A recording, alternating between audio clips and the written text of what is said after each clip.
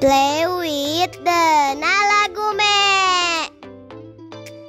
Hai kawan, jangan lupa di like dulu, terus diklik tombol subscribe-nya dan aktifin loncengnya ya. Waktunya Mama bercerita. Hai kawan, jumpa lagi bersama Mama nih di waktunya Mama bercerita. Oke, sekarang waktunya Mama akan bercerita lagi tentang cerita rakyat. Dari mana nih? Oke, cerita rakyat di video kali ini Mama akan cerita tentang Situ Bagendit. Situ Bagendit itu merupakan sebuah cerita rakyat dari Provinsi Jawa Barat. Dongeng Situ Bagendit itu berasal dari adanya sebuah penampakan danau yang ada di daerah Garut, Jawa Barat. Situ Bagendit sendiri juga merupakan destinasi yang sangat populer di Kabupaten Garut. Lokasi wisata ini juga merupakan sumber air penting bagi masyarakat sekitar. Nah, terletak di Desa Bagendit, Kecamatan Banyuresmi, sekitar 4 km dari kota Garut. Danau ini menawarkan pengalaman rekreasi yang menarik dengan fasilitas yang sudah diperbaharui. Keindahan alam di Situ Bagendit juga disertai dengan cerita legenda yang menarik menjadi daya tarik tambahan. Seluruh permukaan Situ Bagendit berada pada ketinggian yang sama, yakni di antara 700 meteran di atas permukaan laut. Selain itu, luas existing badan air Situ Bagendit adalah 87,57 ha. Nah, selain begitu luas, kedalaman air di Situ Bagendit juga rata-rata 2,20 meter dengan kedalaman sedimen rata-rata 3,20 meter. Nah, itu dia sedikit tentang Danau Situ Bagendit. Nah, sekarang Mama akan lanjut ke tokoh-tokoh dari cerita rakyat Situ Bagendit. Oke, tokoh dongeng yang pertama dalam cerita ini adalah seorang wanita kaya yang bernama Nyai Endit dan juga seorang kakek pengemis sakti. Nah, penasaran kan bagaimana cerita rakyat Situ Bagendit? Yuk kita langsung ke ceritanya ya. Let's go! Alkisah, di sebuah desa terpencil di daerah Jawa Barat ada seorang janda muda yang sangat kaya raya dan juga tidak mempunyai anak. Hartanya yang melimpah ruah dan rumahnya juga yang sangat besar merupakan warisan dari suaminya yang telah meninggal dunia. Nah, namun sungguh disayangkan, janda ini sangat kikir, pelit, dan juga tamak. Ia tidak pernah mau memberikan bantuan kepada warga yang membutuhkan. Nah, bahkan jika ada seorang miskin yang datang ke rumahnya untuk meminta bantuan, ia tidak akan segan-segan untuk mengusirnya. Karena sifatnya yang kikir dan pelit itu, maka masyarakat di sekitarnya memanggilnya Nyai Endit, yang artinya Nyai kaya yang pelit. Selain memiliki harta warisan yang melimpah, Nyai Endit juga mewarisi pekerjaan suaminya sebagai rentenir. Nah, hampir seluruh tanah pertanian di desa itu miliknya yang dibeli dari penduduk sekitar dengan cara memeras, yaitu meminjamkan uang kepada warga dengan bunga yang sangat tinggi dan memberinya tempo pembayaran yang sangat singkat. Jadi jika ada warga yang tidak bisa membayar hutang hingga jatuh tempo, maka tanah pertaniannya harus menjadi taruhannya.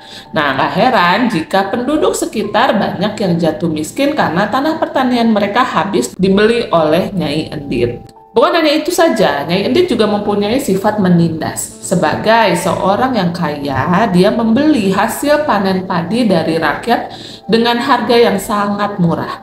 Padi itu kemudian disimpan sebagai persediaan untuk dijual kembali ketika harga padi mahal. Nah, Nyai Endit melakukan itu tidak sendiri, dia dibantu centengnya. Centeng-centengnya bertugas untuk membeli padi hasil panen rakyat dengan harga yang murah dan memastikan tidak ada seorang pun yang menjual padi selain kepada Nyai Endit.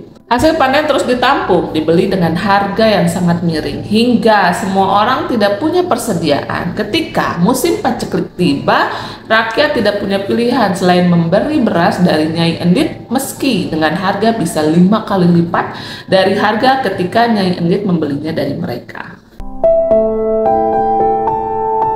Beberapa warga datang ke rumah Nyai Endit meminta air sumur untuk keperluan memasak dan juga mandi. Kebetulan di desa itu hanya Nyai Endit yang memiliki sumur dan air yang sangat melimpah. Sementara warga di sekitarnya harus mengambil air di sungai dengan jarak yang cukup jauh dari desa. Nyai Endit, tolonglah kami, biarkanlah kami mengambil sedikit air di sumur Nyai untuk kami pakai memasak dan juga mandi. kami sudah kelaparan. Tiba seorang warga dari luar pagar rumah Nyai Endit. Hei kalian semua, aku tidak akan mengizinkan kalian mengambil air sedikit pun di sumurku. Jika kalian mau mengambil air, pergilah sana ke sungai. Usir Nyai Endit. Para warga tersebut tidak bisa berbuat apa-apa. Akhirnya mereka pun terpaksa pergi ke sungai untuk mengambil air. Tak berapa lama setelah warga tersebut berlalu, tiba-tiba ada seorang kakek tua renta berdiri sambil memegang tongkatnya di depan rumah Nyai Endit. Kakek itu bermaksud untuk meminta air, tapi hanya untuk diminum. Nyai Endit, berikanlah hamba seteguk air minum. Hamba sangat haus. Tiba kakek itu. Nyai Endit yang sejak tadi sudah merasa kesal, jadi makin kesal melihat kedatangan kakek tua itu. Tanpa sepatah kata pun, ia keluar dari rumahnya lalu menghampiri dan merampas tongkat sang kakek. Dengan tongkat itu, ia kemudian memukuli kakek itu hingga babak belur dan juga jatuh tersungkur di tanah. Melihat kakek itu sudah tidak berdaya lagi, Nyai Endit membuang tongkat itu di samping kakek itu. Nyai Endit mengusir kakek itu dengan kata-kata yang menyayat hati orang. Di sela-sela omelan Nyai Endit, sang kakek pun menyela. Selama ini Tuhan memberikanmu rezeki, tapi engkau tak pernah mau berbagi. Kamu sangat kikir dan juga pelit. Ingat, kamu akan mendapatkan balasannya, kata kakek itu. Apa? Kau ingin menghukumku? Lihat centengku. Sekali pukul saja kamu pasti mati, kata Nyai Endit. Bukannya air minum yang diperoleh dari Nyai Endit, melainkan penganiayaan. Hai orang tua yang tidak tahu diri, pergi dari rumahku. Kamu mengganggu pemandangan siangku. Pergilah dari hadapanku, bentak Nyai Endit. Sambil menahan rasa sakit di sekujur tubuhnya, kakek itu berusaha untuk meraih tongkatnya untuk bisa bangkit kembali. Dengan sisa-sisa tenaga yang dimilikinya, kakek itu pun menancapkan tongkatnya di halaman rumah Nyai Endit. Tidak perlu mengusirku. Aku akan pergi, asalkan kamu bisa mencabut tongkat ini dari tanah, kata kakek tua tersebut. Dasar orang gila.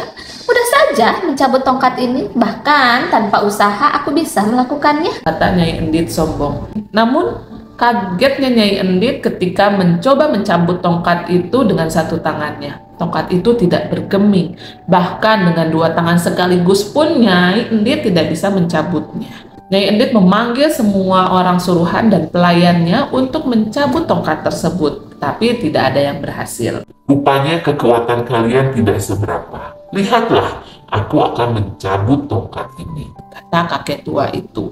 Begitu ia mencabut tongkat itu, tiba-tiba air menyembur keluar tanpa henti dari bekas tancapan tongkat itu. Nyai Endit, ini adalah akhir hukumanmu. Air ini adalah air mata penduduk yang menderita akibat perbuatan. Kamu dan semua harta bendamu akan tenggelam dalam air. Setelah mengucapkan hal itu, kakek tua tersebut tiba-tiba menghilang.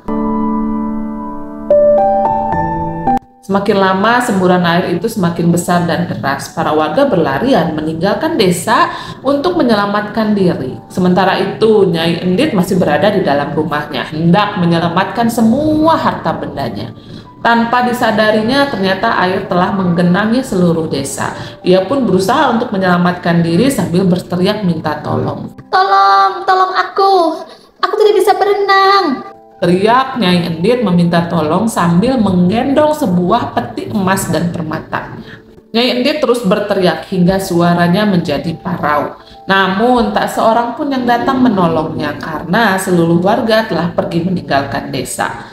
Janda kaya yang pelit itu tidak bisa lagi menyelamatkan diri dan tenggelam bersama seluruh harta kekayaannya. Semakin lama desa itu tergenang air hingga akhirnya lenyap dan menjadikannya sebuah danau yang luas dan juga dalam. Oleh masyarakat setempat, danau itu diberi nama Situ Bagendit. Kata situ berarti danau yang luas, sedangkan kata Bagendit diambil dari nama Nyai Endit. Oke, itu dia cerita rakyat Situ Bagendit. Nah, sekarang seperti biasa Mama akan masuk ke pesan moral dari cerita rakyat Situ Bagendit. Oke, pesan moral dari cerita rakyat Sito Bagendit yang bisa kita ambil adalah tentang sikap dalam mengelola kekayaan. Nah, sifat pelit, tamak, dan juga sombong terhadap harta yang kita miliki dapat merugikan atau bahkan membawa bencana bagi seseorang di masa depan. Nah, sebaiknya nih, kekayaan yang dimiliki tidak hanya disimpan, tetapi juga sebagiannya digunakan untuk membantu orang-orang yang membutuhkan. Sikap tolong-menolong yang tidak dimiliki oleh Nyai Endit justru mencelakakan dirinya sendiri. Harta kekayaannya hilang begitu saja dan tidak ada juga yang menolongnya. Sekian video kali ini. Untuk kalian semua yang pernah tahu cerita Sito Bagendit dengan versi yang lain, boleh ceritain lagi di kolom komentar ya. Jika ada salah-salah juga sama, bisa kalian koreksi di kolom komentar. Dan jika ada yang mau request cerita rakyat apa nih, apa yang Mama ceritain, boleh juga untuk komen di bawah. Yang paling penting, jangan lupa selalu dukung Lala Gume Story dengan cara di subscribe, like, komen, dan juga share supaya kita semakin semangat untuk bikin video yang mengedukasi kawan-kawan semua. Oke, segitu dulu video kali ini. Mama pamit. Bye-bye.